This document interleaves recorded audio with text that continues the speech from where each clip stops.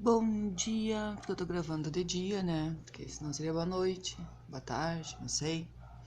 Vamos ver então a correção das atividades de calorimetria, tá? Aqui tá da turma 201, mas é de todas, tá? É tudo igual. Eu faço um arquivo para cada turma para ficar melhor minha correção, tá? Pra eu ver quem é que tá me entregando, vem separadinho daí por turma. A primeira questão que a gente tem aqui para corrigir, tá? Fala de um amolador de facas. Tá? Um amolador de facas, ao operar um esmeril, é atingido por fagulhas incandescentes. Mas não se queima. Por que isso acontece? Gente, amolador de facas são pessoas que afiam as facas. E o esmeril é uma pedra que fica dentro de um negocinho de madeira, uma caixinha assim, que daí a pedra é redonda aqui, ó, tá? E a gente vai girando e aquela pedra vai girando também, aquela pedra redondinha ali, e a gente vai passando a faca ali para afiar a faca. E daí vai soltando fagulhas, sabe? Fagulhinhas assim de fogo. Mas a pessoa não se queima. Por quê? Ela não se queima porque aquela fagulha que saiu ali, ela tem uma capacidade térmica muito pequena, tá? Então, a gente marca a letra C. Capacidade térmica muito pequena, letra C. A número 2 está falando aqui, ó, que eu tô cedendo, eu tô emprestando 864 calorias para 200 gramas de ferro, que estão em uma temperatura de 10 graus Celsius. Sabendo que o calor específico vale 0,114 calorias por grama, concluímos que a temperatura final do ferro será D. Então, como eu tô falando aqui de Q mate, né? Então, Q é igual a massa vezes o calor específico vezes a variação da temperatura. Como eu quero saber a temperatura final, eu vou abrir essa variação da temperatura. Então, aqui vai ser aos 664, as 200 gramas, ó, tá em gramas, não precisa transformar nada. Vezes 0,114, vezes a temperatura final, que eu quero saber, menos a temperatura inicial, que é o 10 graus Celsius. Aí eu vou multiplicar isso daqui e já vou passar para cá dividindo, tá? Então, vai ficar 684, dividido essa multiplicação aqui dá 22,8, que é o TF menos 10. Divido esses caras aqui, tá? Essa divisão dá 30, que é igual a TF menos 10. O meu TF vai ser esse 30 mais o 10 que foi para lá. A temperatura final vai ser de 40 graus Celsius. 40 graus Celsius. Atividade 3. Aqui na atividade 3 a gente já tem um pequeno problema, tá? Que eu vou mostrar para vocês agora daqui a pouquinho. Ó, quanta energia deve ser dada a uma panela de ferro? Essa panela de ferro tem 300 gramas, tá? Que tem sua temperatura elevada em 100 graus Celsius. Então, já é a variação, foi o que elevou a temperatura. E considere que o calor específico da panela é de 450 joules por quilograma. Então, a gente tem que cuidar essas unidades de medida aqui sempre, tá? Vou fazer também o Q mágico, porque eu quero saber quanta energia, eu quero saber quanto calor eu vou dar para essa panela. Então, eu quero saber o quê? Que é a massa vezes o Czinho, que é o calor específico, vezes a variação da temperatura. O que é o que eu quero calcular? Esse 300 vai virar 0,3, porque eu tenho que passar para quilo. O meu Czinho vai ser os 450 vezes 100, que é a variação da temperatura.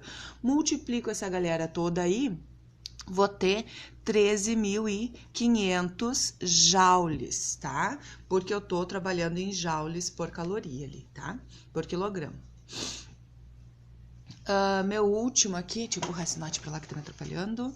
Esse último aqui, dessa página, né? Que é a atividade... aqui tá atividade 6, mas seria 4, tá? Porque o 1 lá, não sei se vocês perceberam, né? Que quando eu faço documento aqui para vocês, o 1 é o endereço do e-mail, o 2 é o nome completo, então daí a primeira atividade vai ser a 3. Não esquecendo que essas atividades aqui de vocês estão todas no polígrafo de aula. Eu só tô colocando aqui para ficar mais fácil para mim cuidar, para eu cuidar quem tá fazendo a atividade, tá? Então, um bloco de cobre, aqui tá o calor específico do cobre, ele tem 1,2 kg, e aqui tem gramas, ó, quilogramas e gramas, é colocado em um forno até atingir a temperatura de equilíbrio, o equilíbrio térmico. Nessa situação, o bloco recebeu essa quantidade de calor, calorias, que é o quê? Tá? A variação da temperatura sofrida, então eu quero calcular o ΔT, T, a variação da temperatura, tá? Então, Q é igual a massa vezes Czinho vezes o ΔT, que eu tô calculando. O meu Q é 12.972. A minha massa eu vou ter que passar para gramas, ó. Então, vai ficar 1.200 gramas vezes 0,094 vezes o meu ΔT. Multiplico isso daqui, 12.972, dividido por esta multiplicação aqui, que vai dar 112,8, vai ser a minha variação da temperatura, tá? Isso daqui eu divido e vai dar 115 graus Celsius, mas ele quer em Fahrenheit, gente. Cuida ali, ó, Fahrenheit, porque eu poderia marcar ali, ó, 115, já errei. Então, como eu tô calculando variação vai ser a variação da temperatura inicial sobre 5 é igual à variação da temperatura Fahrenheit sobre 9, não vai aquele 32 lá, tá? Então, aqui vai ficar 115 sobre 5 é igual a TF sobre 9. TF vai ser igual a 23, que dá aqui, vezes 9, que vai dar 207. 207, apertadinho ali, mas deu para enxergar, né? 207. Aí eu vou lá e marco a 207. A próxima questão, então, aqui. Essa questão é muito boa, tá? Porque é teórica, né, gente? Então, aqui, ó, o calor específico, a gente tem o calor específico, o calor sensível, né? E temos o calor latente. O calor específico, ele só aumenta a temperatura, ele não muda o estado físico. Já o calor latente é quando muda o estado físico, né? Deixa de ser sólido para líquido, de líquido para gasoso, aquela coisa arada lá que a gente vê lá desde o fundamental. Então, aqui na primeira alternativa, tá afirmando que o calor específico do material indica a quantidade de calor necessária para fundir 1 grama desse material. E não é para fundir, é só para elevar a temperatura. Tá?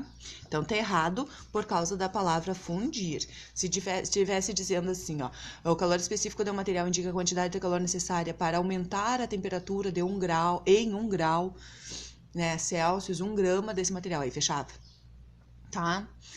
O 2. O coeficiente de dilatação volumétrica de um material é a variação de volume em relação a VO para cada grau de temperatura. Aí, aumenta 1 grau a temperatura, aumentou também uma unidade de volume em relação ao volume inicial. Aí, fecha, ó, né? O coeficiente de dilatação, ele aumenta para cada grau de temperatura uma quantidade lá de volume em relação ao volume inicial.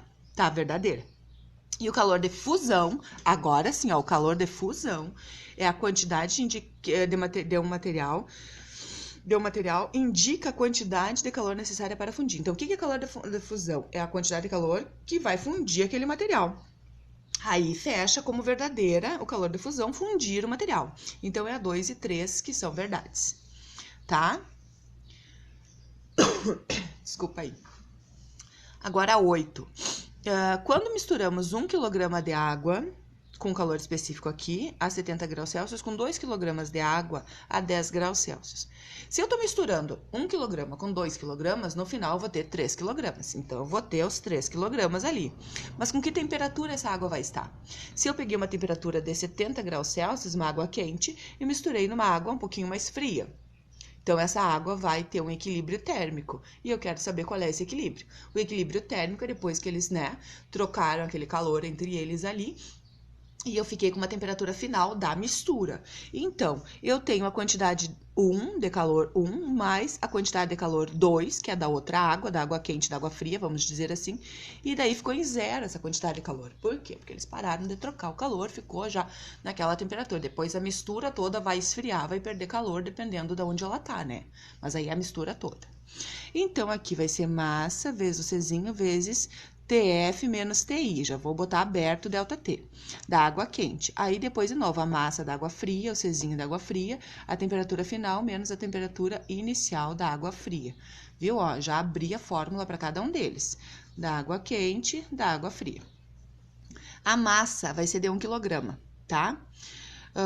Ou 1.000 kg, como vocês quiserem, tá? Que nesse caso aqui não vai importar muito, porque eu tô calculando a temperatura final, né, gente? Então, vai ficar 1 vezes o Czinho, que é 1 vezes aqui a temperatura final, menos o 70. mais 2 vezes o Czinho, que é 1 também, né? Temperatura final menos 10, igual a 0. Faço um chuveirinho aqui, né? Isso aqui dá 1. Faço chuveirinho, eu vou ficar com TF menos 70. Mais chuveirinho aqui, vai ficar 2TF menos 20, igual a 0. Então, eu vou ter 3TF, né? 1TF mais 2TF.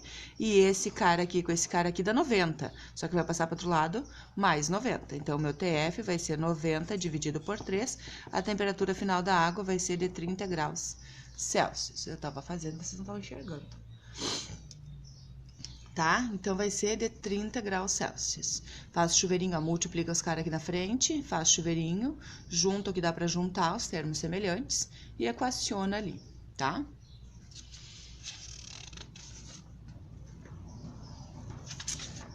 Okay.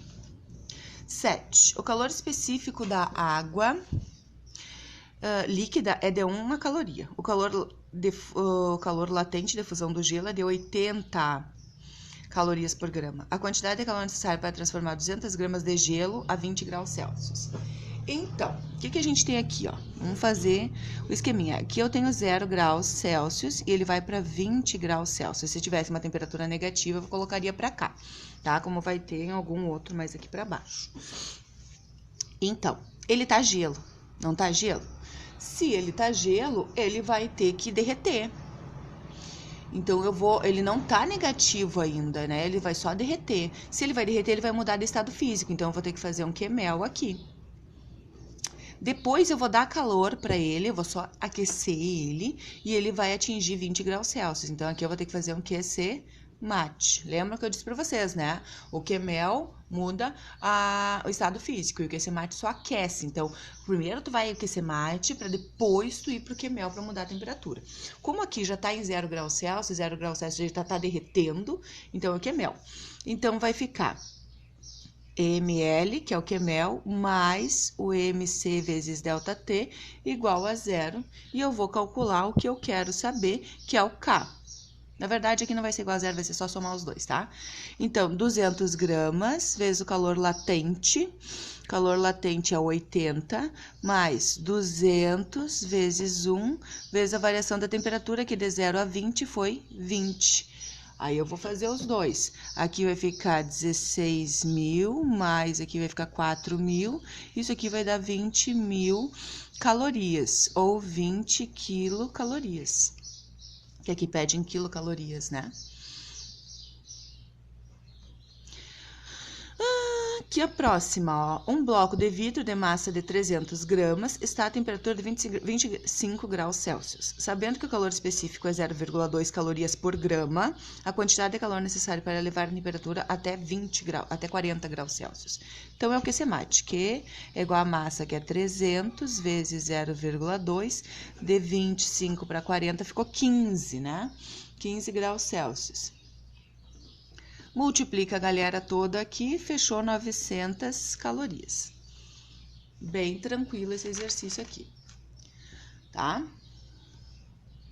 Agora o exercício mais chato do mundo, tá? Esse exercício, gente, eu quero deixar claro para vocês que se vocês forem procurar na internet, tá essas alternativas aí, tá? É um exercício de vestibular, que eu acho que devem ter cancelado essa questão aqui, porque a gente não acha a resposta certa nunca dela, tá?